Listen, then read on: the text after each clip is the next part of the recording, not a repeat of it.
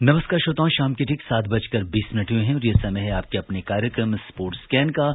आज के sports scan के इस एडिशन के साथ मैं हूं आपका होस्ट और दोस्त सिद्धार्थ सिंह और तमाम खेल खबरों पर विस्तार से चर्चा करने के लिए स्टूडियो में आ चुके हैं वरिष्ठ खेल पत्रकार गौस मोहम्मद। गौस, स्पोर्ट्स स्कैन कार्यक्रम में आपका स्वागत है। नमस्कार सिद्धार्थ जी, आपका भी और सभी को। सबसे पहले नजर अब तक की स्पोर्ट्स हेडलाइंस पर। 2020 विश्व कप में ग्रुप 1 के मैच में इंग्लैंड ने बांग्लादेश को 8 विकेट से हराया। ग्रुप 2 के मैच में अब से कुछ देर बाद नामीबिया का सामना स्कॉटलैंड से। नामीबिया ने टॉस जीतकर पहले गेंदबाजी करने का फैसला किया। फ्रेंच ओपन बैडमिंटन टूर्नामेंट में समीर वर्मा दूसरे दौर में पहुंचे। किदाम्बी श्रीकांत को हार का सामना करना पड़ा और विश्व मुक्केबाजी चैंपियनशिप में संजीत और सचिन को बाई मिलने के बाद वो अगले दौर में पहुंचे।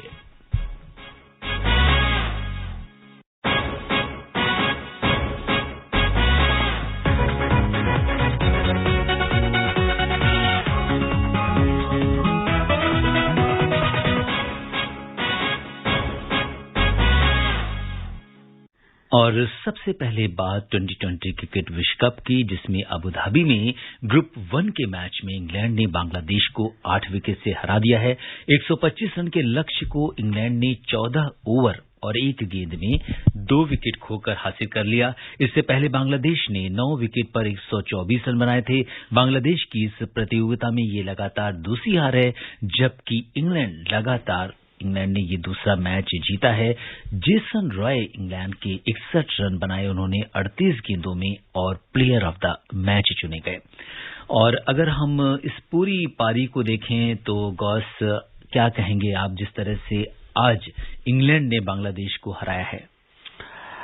सिद्धार्थ जी, देखिए, इंग्लैंड ने जिस तरह से बांग्लादेश को हराया है, क्योंकि हमेशा देखा गया है कि ये T20 का फॉर्मेट है, इसमें ज्यादातर बांग्लादेश या ऐसी टीमें, स्कॉटलैंड हो गया, जो छोटी टीमें हैं, वो बहुत अच्छा परफॉर्म करती हैं। लेकिन यहां पर जो इंग्लैंड है, उन्होंने अपने आप को हर फॉर्मेट में बेहतर तरीके से जीवित रखा है और अच्छा खेल रहे हैं, क्योंकि बड़े अनुशासित टीम है। और जिस तरह जेसन रॉय ने अपनी फॉर्म दिखाई है, या डेविड मलान है, या जॉस बटलर हैं, तो उन्होंने ये सिद्ध किया है कि वो पेशेवर क्रिकेटर हैं। चाहे वो T20 खेले, 50 ओवर का मैच खेले, या टेस्ट क्रिकेट खेलें, इंग्लैंड को अगर बेहतर टक्कर देती है हर फॉर्मेट में, तो वह है भारतीय team, Australia team.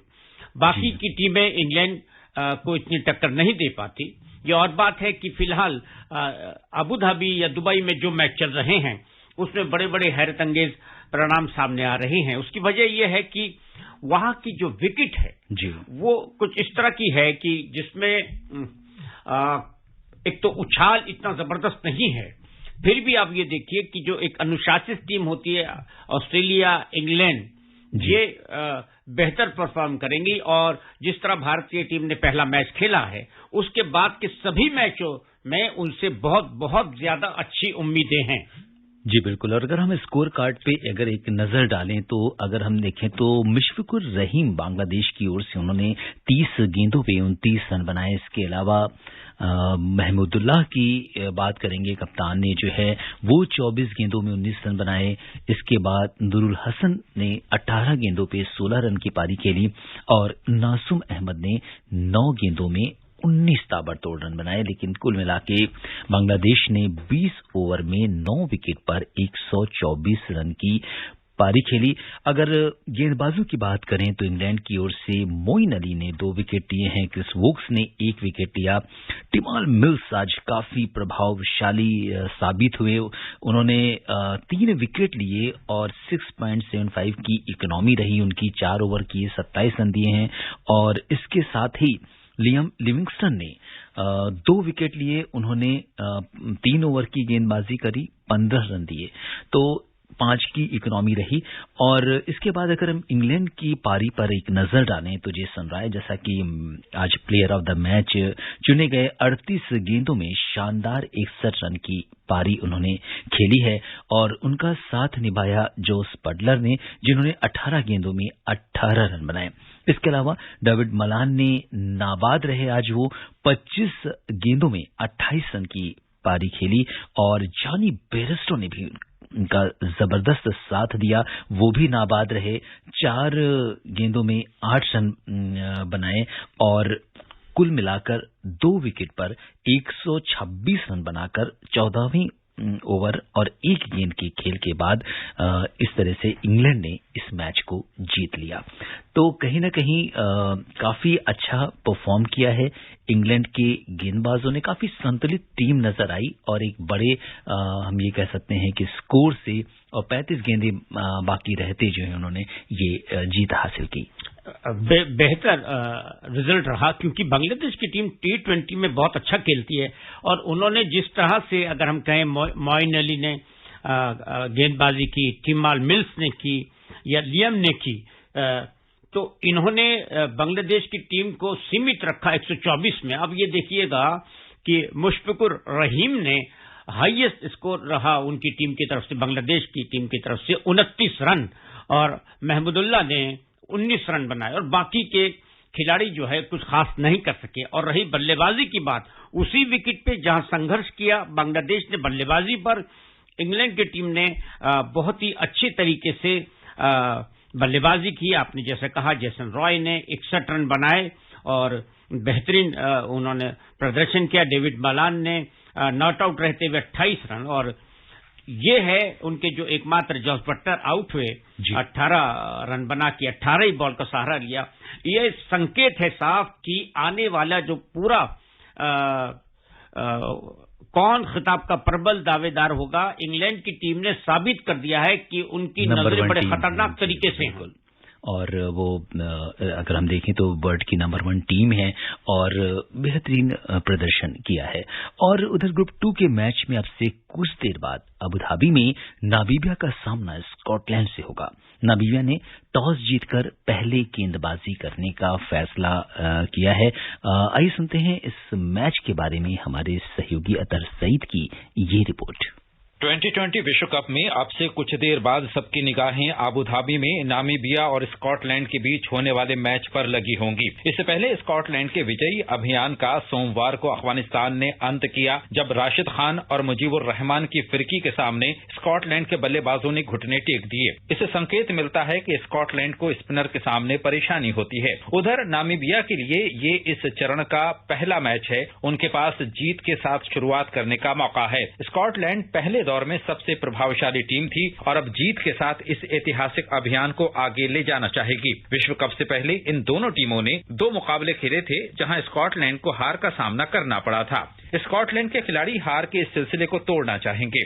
एरॉड Erasmus Scotland को 2 लगातार T20 विश्व कप में प्रवेश दिलाकर पहले ही एक महान कप्तान के रूप में खुद को स्थापित कर चुके हैं। देखना दिलचस्प होगा कि आज का दिन किस टीम के नाम रहता है। Athar Saeed, sports can.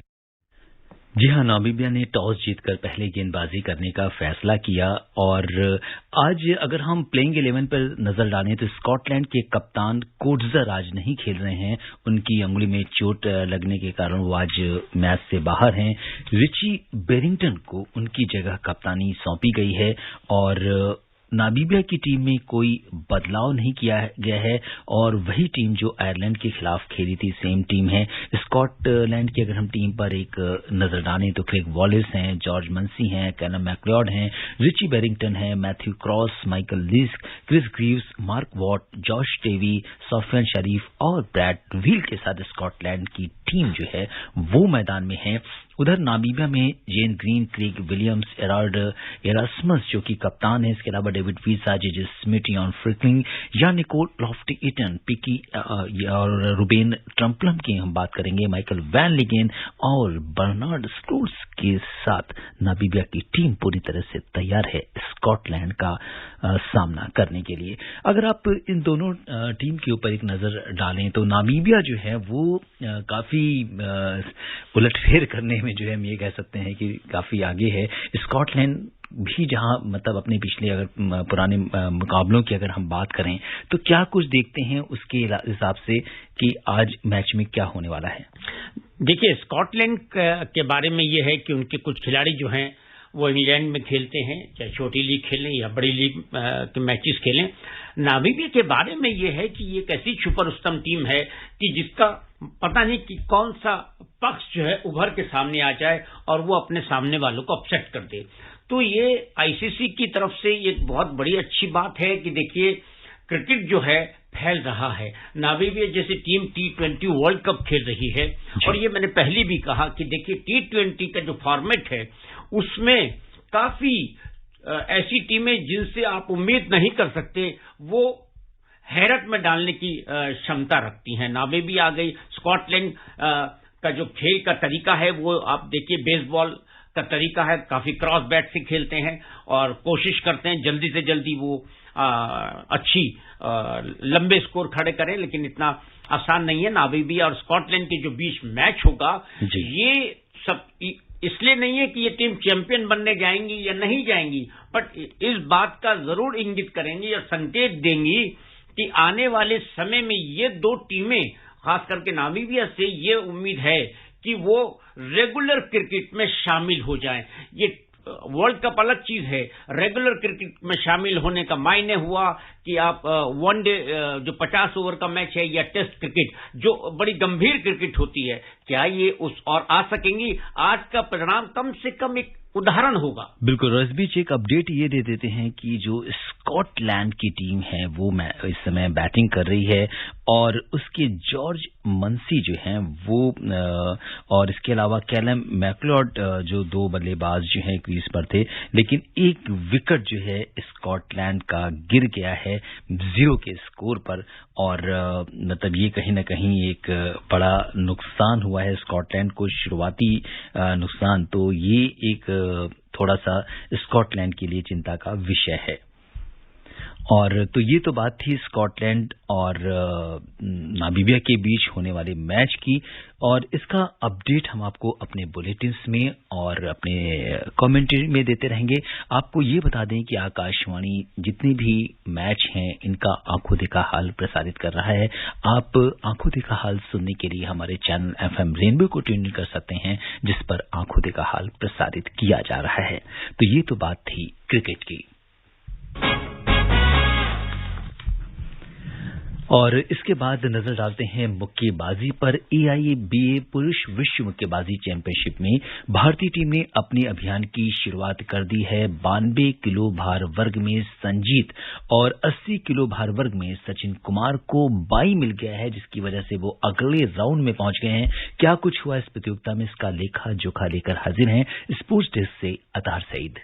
Serbia की राजधानी बेलग्रेड में आयोजित AIBA पुरुष विश्व मुक्केबाजी चैंपियनशिप के पहले दौर में एशियाई चैंपियन संजीत को 92 किलो भार वर्ग और सचिन कुमार को 80 किलो भार वर्ग में बाई मिला है। इससे पहले विभिन्न भार वर्गों के ड्रॉ का सोमवार को ऐलान किया गया। सचिन 30 अक्टूबर को दूसरे दौर में अमेरिका के रॉबी गोंजालेस से खेलेंगे, वहीं संजीत का सामना शुक्रवार को रूस के आंद्रे स्टोत्स्की से होगा। इस चैंपियनशिप में 88 देशों के 500 से अधिक मुक्केबाज भाग ले रहे हैं। थापा पहले दौर में कीनिया के विक्टर ओ नियोडेरा से खेलेंगे। 51 किलो भार वर्ग में एशियाई रजत पदक विजेता दीपक कुमार का सामना किर्गिस्तान के अजात उसेनालीव से होगा। पहली बार खेल रहे गोविंद साहनी का मुकाबला 48 किलो भार वर्ग में इक्वाडोर के बिली जो ओतिज से होगा। आकाश कुमार 54 किलो भार वर्ग में जर्मनी के उमर सालाह से खेलेंगे।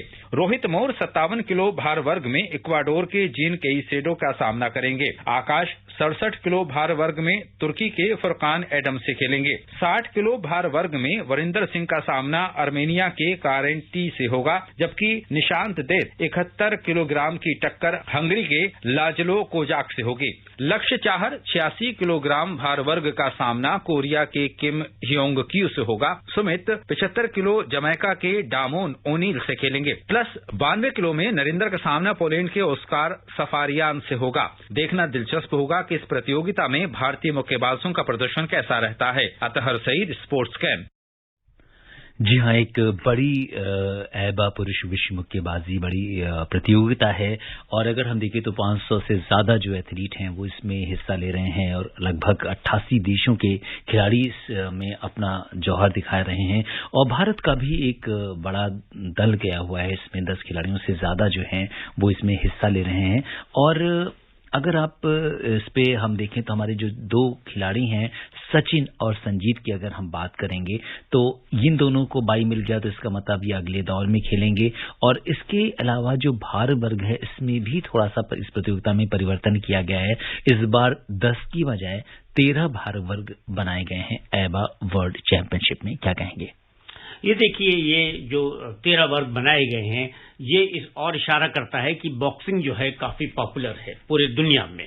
और आप देखते होंगे कि अगर यूरोप में हो या आप और भी जगह देखें, वहां पे मुक्केबाजी को जो खेल प्रेमी है बहुत ही गंभीरता से देखता है और बहुत पागल है वो मुक्केबाजी की तरफ। इतना आसान नहीं होता। और रही बात भारतीय मुक्केबाजों की, भारतीय मुक्केबाजी टीम जो 2008 ओलंपिक हुआ था उसके बाद से सब कुछ बदल गया है। अब हमारे जितने भी भारत के मुक्केबाज हैं वो जब भी किसी भी प्रतियोगिता में जाएं, चाहे वो ओलंपिक हो, एशियन गेम्स हो, आईबा का कोई भी चैंपियनशिप हो, उसमें अपनी दबदबा का एहसास, अपनी मौजूदगी का एहसास अच्छी तरह कराते हैं। और 2 मुक्केबाजों को जो बाय मिला वो बाय मिलता है इसलिए कि उनका रैंकिंग के हिसाब से या उस वर्ग के अंदर जो एंट्री आती है उसमें भी अगर कुछ कम है तो जो बेहतर मुक्केबाज है उसको जाहिर सी बात है बाय मिलता है। और जिस तरह से हमारे अभी 2-3 मुक्केबाज हैं वो अगले दौर में प्रवेश कर गए,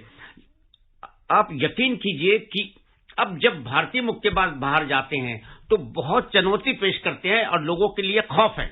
जी बिल्कुल, तो उम्मीद है कि भारतीय मुक्केबाज अपने अपने राउंड में बेहतरीन प्रदर्शन करेंगे।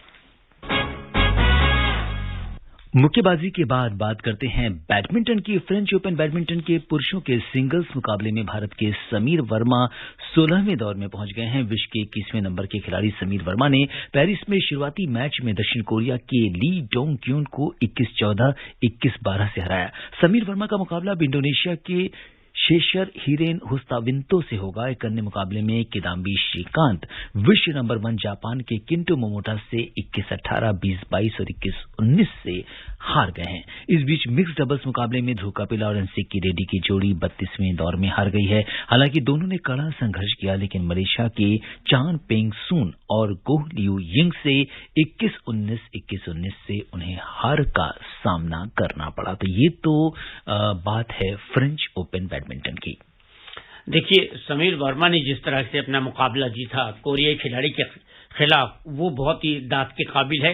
और अब जो उनका मुकाबला इंडोनेशियाई खिलाड़ी से है वो बहुत ही टफ है। लेकिन समीर वर्मा ने जिस तरह आज के मैच में अपना प्रदर्शन किया उससे ये बात जाहिर है कि इंडोनेशियाई खिलाड़ी के लिए मुकाबला आसान नहीं होने वाला है और समीर अपसेट कर सकते हैं, ऐसी पूरी उम्मीद है।